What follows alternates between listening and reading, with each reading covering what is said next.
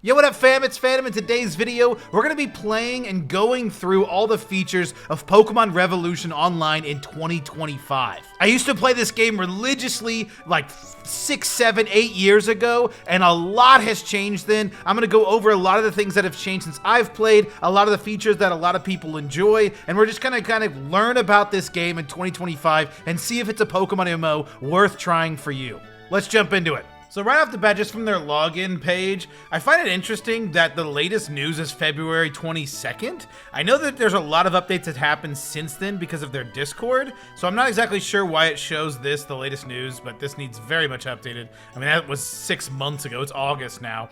And it's funny because it says Valentine-themed Pokemon are huntable now, and this was after Valentine's Day, so I thought that was kind of funny. And then before that, it's August, and it says something about the National Dex and some battle mechanics and things. So I'm kind of surprised at this to see a relative lack of updates on their latest news kind of thing. So I don't know why they don't choose that. I mean, even this says Spring 25 V1 edition. So clearly they update this, but for some reason the latest news doesn't get updated. So let's log in and kind of check out Pokemon Revolution Online in 2025.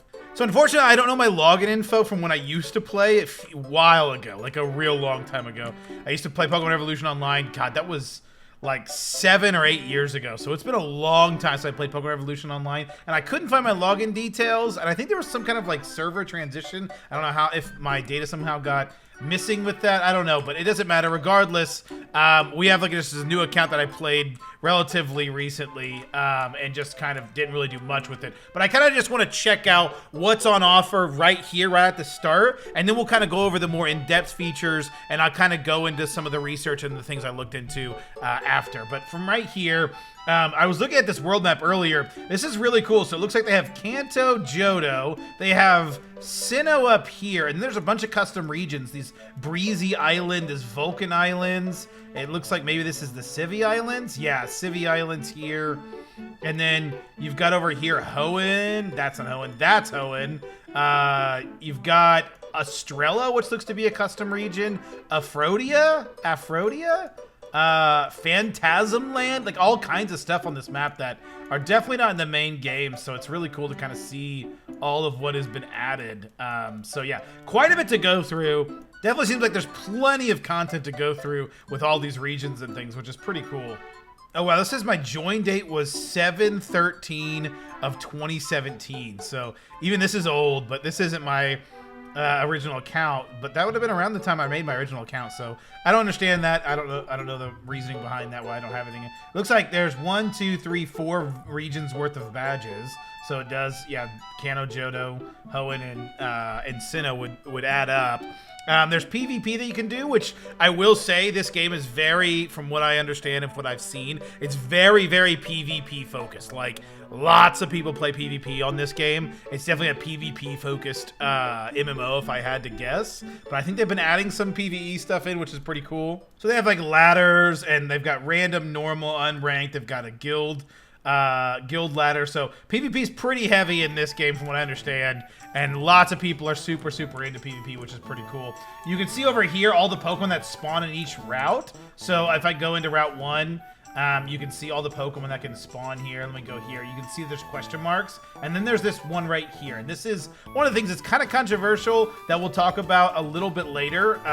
We'll go over that. It's more to do with their membership. We'll talk about that later. But let's talk about their coin shop. So this is actually their premium shop where you can buy things for real money. So if you click buy here, you can go to their web page. I don't know why it's not taking me there now, but it takes you to like this page where you can donate, and it looks like for 100 coins, it's $5. So I would say like each coin is worth like 5 cents, I guess, is what the conversion comes out to. Well, whatever the euro transition is. So it's €5 for 100 coins. You could buy 1,000 for 50. There's no like extra benefit to buying more. They might do sales and things, I'd imagine, but that's generally what it's for. This is pretty normal for Pokemon MMOs. They gotta somehow fund the servers and somehow fund the development of it. So I don't mind this in theory. What there has been relatively like, we'll go over it again. We'll just kind of look at what's going on, and I'll kind of go over what some of the controversy is when it comes to their monetization model. But they've got these small medallions, big medallions, black medallions. 72 hours of plus 20% hidden ability chance. Interesting. So if you buy their... Oh, okay. It's a different kind of medallion. Okay. So the big medallion, 250 cents, which is... We knew 100 is $5, so that'd be $12.50, it looks like, for the big medallion, which is 60 days. So that's not that much. I mean, even if you do the 30 days, if you don't buy the main one, that's what? $7.50. So... really not that bad, to be honest with you. $7.50 a month is pretty reasonable in my opinion, so not terrible. That is in euros though, so that's probably closer to like $8 or $9 US. Then you got these tools that you can use. This is just quality of life stuff. I imagine this is just replacing. Yeah, it looks like it's just replacing the HMs. You've got mounts, which I find the mounts are actually pretty reasonably priced. 50 cents, so that's again like $2.50 for a normal mount, and then like $5 for a shiny mount. That's really solid for mounts in regards to a cash shop. So I think their mounts are actually really reasonably priced, and it looks like they add some pretty regularly. They've got surf mounts in here too, so you've got same pricing for the surf mounts. Again, same thing. You've got some cosmetics for like headgear and face, clothes, accessories. All the stuff is reasonably priced. I really don't have a problem with any of the cosmetics. I think the cosmetics are really wonderfully priced. The biggest controversy when it comes to this medallion, so that's basically their membership, and their membership relates to the spawn. So this question mark spawn, I actually have to have a membership to be able to get this spawned Pokemon. I cannot get this spawned Pokemon unless I have the membership. That was the way, at least when I was playing. I'm assuming it's the same way now. That's why it's kind of a different color there. So they have Pokemon that are exclusive to each route that are exclusive behind this medallion membership. Now, of course, you can buy these Pokemon from other players. You can buy the membership from other players. Like, it's really not too bad, and realistically, $7.50 a month is really not bad. You can even cheaper if you buy it. It's closer to $5. I think it's literally $5 a month, which is really, really not bad. So realistically, I don't have too much of an issue with it, but some people do. I guess there's access to like exclusive areas too with the membership, which, depending on how egregious that is, I'm not the biggest fan. The fact that you kind of hide content behind a membership isn't my favorite thing. I understand the idea behind it, but you know, I wouldn't like that typically. But this, if I got super into this MMO, I would just pay the membership. Honestly, I do that with every MMO I play, every MMO and Pokemon MMO I play. I just buy the membership because I like having it, and I like supporting the developers. So, but some people have a problem with that, which I get it. So if you have a problem with that, you want to be completely free to play, you can still grind out this game, you can still play it, you can still get membership, you just have to buy it with your in-game money from other people. So that's the only issue there. So outside of that, you can see your Pokemon up in the top left-hand corner. You can see their nature, you can see their IVs, their EVs, you know, pretty typical stuff that you should be able to see at a glance.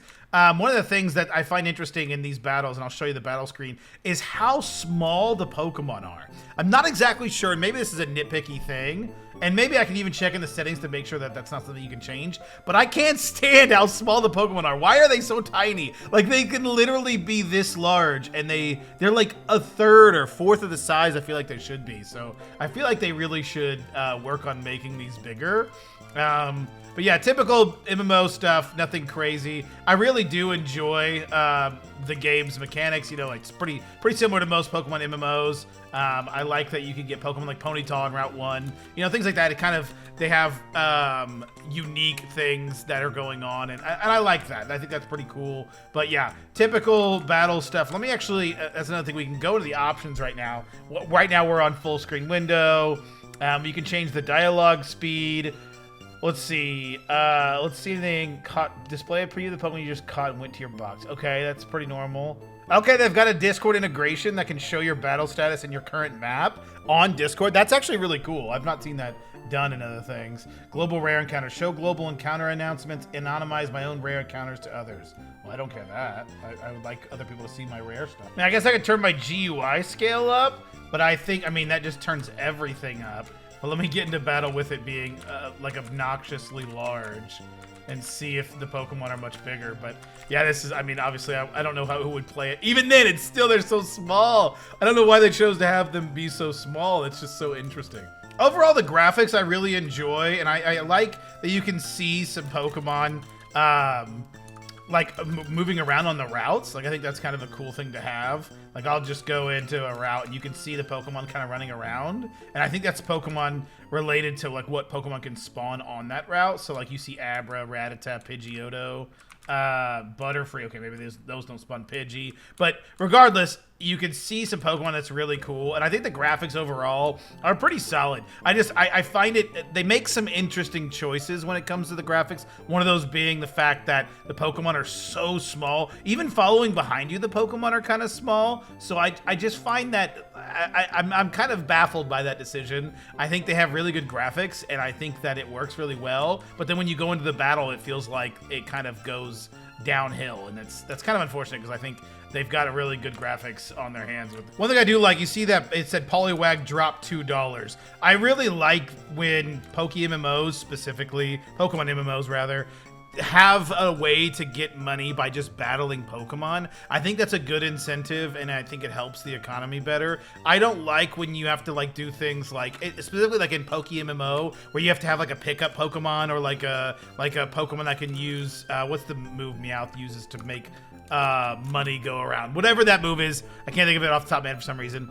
I like MMOs that you can actually just get money from fighting Pokemon. I think that encourages kind of going for shiny hunting and kind of going just for Pokemon in general, and doesn't make it feel like you have to go do like gym reruns or do like trainer battles or something like that. Like, you can just fight Pokemon for money, which I like. I've always liked that. I've always preferred that in my MMOs. So if that's something you like as well, Pokemon Revolution Online definitely should cover in that regard. So let's go over their Discord. The reason why I like showing their Discord for Pokemon MMOs is I think it gives you an understanding of like what's being added to the game, what's happening with the game, without having to put in 200-300 hours to understand what goes on when you get to end game, what goes on, what happens with everything, and also how often is this game being updated. So as you can see, recently they've been showing a lot of these custom Pokemon sprites, which I love and I find absolutely gorgeous. And from what I understand is these are actually summer Pokemon that are going to be released. Now, I don't know how you get those, and I'll start looking into that a little bit, but the idea that you can get these Pokemon is really, really cool. I hope there's ways to get it that isn't just like paying money. I hope you can actually just like hunt for these, and I hope you can also get more than one. What I really don't like with a lot of MMOs and a lot of Pokemon MMOs specifically is they'll have like either event Pokemon or legendary Pokemon. You can only get one. I like the idea of being able to farm my legendaries, be able to farm my my custom Pokemon. So that's just kind of an opinion, but I don't know how exactly. I'll have to look into how you get some of these custom Pokemon, but it looks like these summer Pokemon are going to be released soon, and that's one of the things you can do. You can see they had today is August 7th, but they've got like August 5th, August 2nd, August 1st, July 31st, July 23rd. Some of these are just kind of like talking about things, and I'm talking about ban appeals. Right here, they're talking about more banning things. Holy cow. They're talking about a reworked mount. They're talking about here, there's a database issue. Here are some things that they're talking about. They like PvE coin shop items this month. They've got, I think there's like some kind of battle pass that you can join as well that they've talked about in the past. I find this Keldeo absolutely gorgeous. Then you got a big status update here, PC storage rework, PvP and random battles, and that was back in June. So you can see this game is really updated pretty often. I wouldn't say it's got like huge updates every month, but it definitely comes out with things, and they've definitely been keeping up with it. It's not one of those MMOs that you have to worry about them just like either leaving or like not putting a lot of effort into. There's a lot of effort that's going into Pokemon Evolution Online, even years and years and years later, and how long this game's been around. So it's going to be around for a long while. Oh my god, these are really cool. Some Star Wars Pokemon. Yeah, I don't know what these Victorious Chromas are, but they're gorgeous. I love these. I hope you don't have to do PvP to get them, because those are insane. What are these sprites, dude? I love these. Oh my god, these alone make me want to play this game so much. Holy cow. They have an April Fool's where it's an Onyx Rayquaza, a Bibarel Groudon, and a Goldeen Kyogre. That's hilarious. So now I'm just going to be looking into some features of Pokemon Revolution Online, see some things that I like, anything that's notable I'll make sure to bring up. One of the things that I saw here, was it in my trainer? Yeah, active lending trades. So you can actually lend Pokemon to other people, and they'll come back automatically after a set amount of time that you set. I think that's really cool. Like, you can be like, hey, you can borrow my Pokemon for up to even a month, And then when the month is over, it comes back to me. So someone that goes through the story and you want to catch up maybe one of your friends in the late game and you want them to get through the story pretty quick, you can maybe lend them a Pokemon. I don't know if there's like limitations to that with the in-game stuff, but I think that's a really cool idea, even for late game stuff. You'd be like, hey, I need to lend a Pokemon for a PvP tournament coming up, and you lend that. That's a really cool feature that I think is a good idea. Okay, so they have a world quest system where basically there's a Pokemon that they have that they announced that you have to catch, and then you have to submit that Pokemon toward a massive goal, and then once that goal is reached, you get rewards. And it's different kind of like these mysterious tickets, and you can use these for different things. One of the things is going to Birth Island, where you can catch legendary and pseudo-legendary Pokemon. Seems like there's quite a heavy limit on this Birth Island, and it's hard to get to and not easy to just farm. So it's not like these Pokemon are just going to be endlessly brought into the game just because you got a ticket or anything like that. So regardless, it is interesting, and it's a cool system that they have in place that I think is a pretty solid one. Now I'm just going over a custom Pokemon that they have. One of the lines is Pink Pokemon. You can go on this island called Pinkin in the Orange Islands, and you can interact with all these Pokemon and find them at a 1 in 1,500 chance. That's really cool. Love custom Pokemon. Big fan of custom Pokemon and custom Pokemon skins and be able to hunt that. That's really cool. They have Shadowmons. Okay, they have dungeons that are co-op style areas designed to be cleared by group players. PvE's ladder, top 3 guild get access to the dungeon nesting grounds for a limited time to hunt shadow Pokemon. Interesting. So these are actually ones that you have to like be with a group and get through these dungeons really quickly, and then you can have access to hunt for these. Interesting. Okay, so like shadow Pokemon I'm sure are pretty rare and hard to get. Speaking of dungeons, it looks like there's 5 dungeons in PRO. Each dungeon contains different challenges and rewards. The Forlorn Court, Ruins of Vale, Crux of Melody, Scattered Realm are accessible at all times of the year, while the Temple of Truth dungeon is part of an Evergreen Island, the Christmas event map. As such, it's only available during Christmas time. It looks like completing these dungeons, not only if you do it with a group and try to get the top 3, but you can also do it for different rewards. So it looks like when you complete the Ruins of Vale, you get Victini, the Temple of Truth, you get Reshiram. It's also where you can get the Lucarionite. Then the Crux of Melody gives you Meloetta, and then Scattered Realm gives you Hoopa. So it looks like all of them give you mythical Pokemon. That's pretty cool. Looks like the Valentine Pokemon that I think are still available, at least according to the announcement in game, which I don't think it actually is. But it looks like these are the Pokemon you could have gotten. And it seems like you have a certain amount of chance that when you encounter these Pokemon, you have a chance to get these style Pokemon in the wild. And before they were 1 in 550, and it doesn't look like they've had them listed since then, but it seems around then. So that's pretty cool that you can get the event Pokemon just from playing the game and trying to encounter these Pokemon. It looks like they release a legendary Pokemon too during these events that you can get, but you can only get one of them, it looks like. Or maybe some of the older events. I don't see it.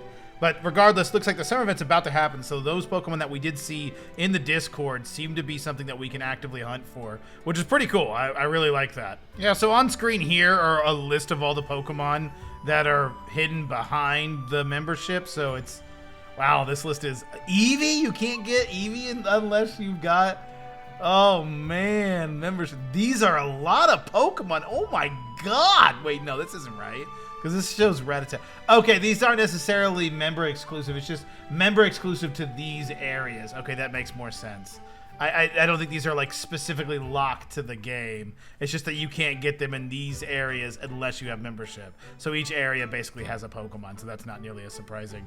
And then here's the water Pokemon, the surfing Pokemon that you can get. So interesting. And then headbuttable Pokemon is also different as well. And then these are the areas you can't go to unless you have membership. Dock Island, Leave Town, Pokemon Tower Underground, Safari Exclusive, and Civi Islands. Interesting. Seems this game revolves around quests a lot too, I've noticed. They definitely put a focus on questing in this game, which I don't think is a bad thing. I think it's interesting. So there's a lot more of like, go here, do this, and you get this specific reward. And it's like a one-time thing. A lot of their like Mega Evolution Stones are behind quests. A lot of their mythical and legendary Pokemon are hidden behind quests. So it's definitely like a quest-oriented MMO, more so than the other Pokemon MMOs. So ultimately, I do think that Pokemon Revolution Online is a solid game to be playing in 2025. There's a ton of things to do. They've added so much content in this game, and I'm really surprised, and I really think that this is an MMO that's kind of slept on a little bit. I think it's a good MMO. It definitely